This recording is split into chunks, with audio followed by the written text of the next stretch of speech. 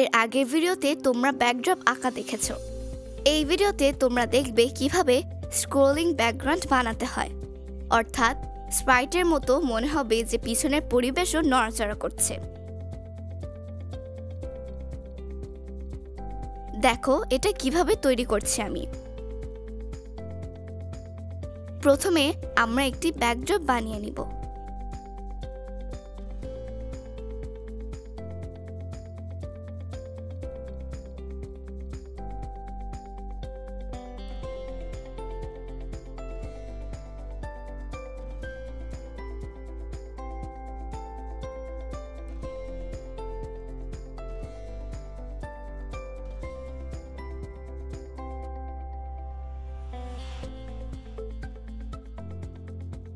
এবার ঠিক ব্যাকড্রপের মতো করে এখানে স্প্রাইটের আকোতে ক্লিক করে পাথর এবং ঘাসের দুটি স্প্রাইট তৈরি করব।